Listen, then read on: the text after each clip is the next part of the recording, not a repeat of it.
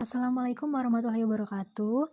Perkenalkan kami dari kelompok 11. Di sini kami akan memaparkan materi mengenai etika tanggung jawab sosial perusahaan dan keberlanjutan. Dengan anggota kelompok yaitu Riani Kusnita, Firanur Asta Isnaini, Firindi Filza Masaya, dan Cici Nilamsari. Baik, yang pertama, berdasarkan artikel, jelaskan faktor-faktor yang menjadi penyebab perusahaan melakukan CSR. Faktor dan pengaruh yang menyebabkan meningkatnya perhatian terhadap CSR menurut P. Mahajan tahun 2011 adalah: yang pertama, globalisasi. Ditambah dengan fokus pada perdagangan lintas negara, perusahaan multinasional dan rantai pasokan global semakin meningkatkan kepedulian terhadap CSR yang terkait dengan praktik manajemen sumber daya manusia, perlindungan lingkungan, serta kesehatan dan keselamatan kerja.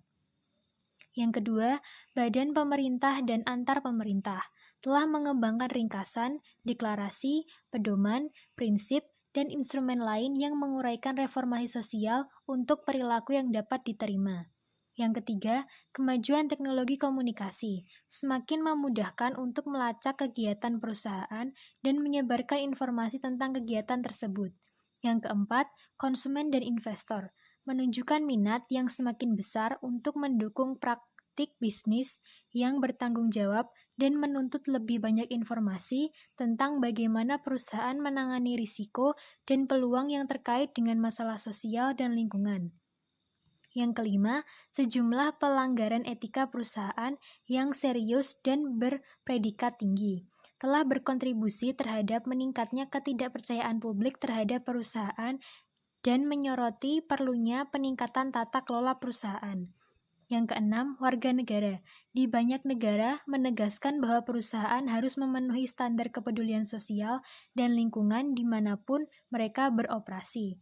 Yang ketujuh, meningkatkan kesadaran akan keterbatasan peraturan perundang-undangan pemerintah untuk mengatur inisiatif agar dapat secara efektif mencangkup semua masalah yang ditangani oleh CSR.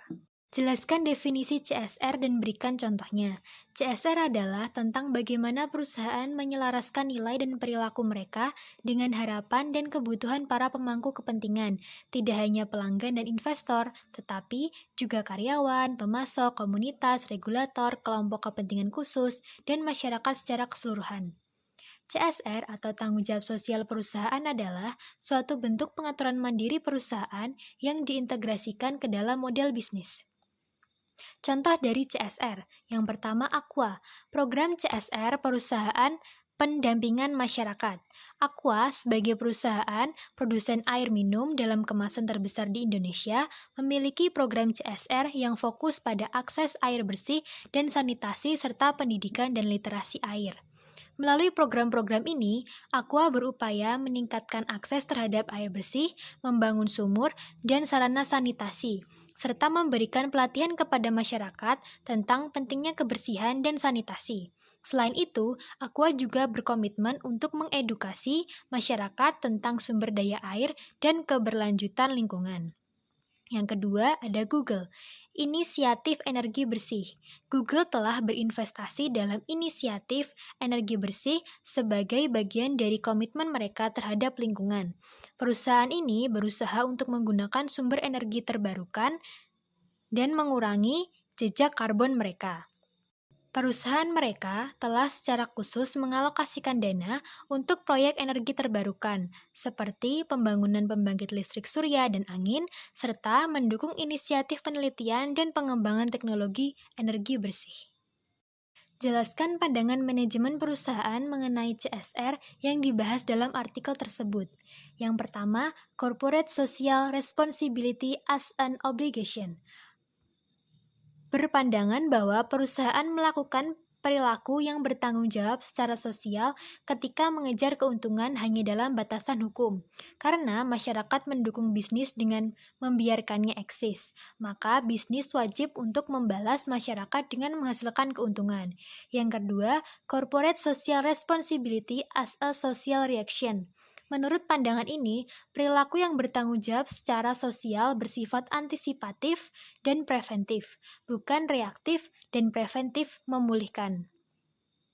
Perusahaan yang tanggap secara sosial secara aktif mencari solusi terhadap permasalahan sosial.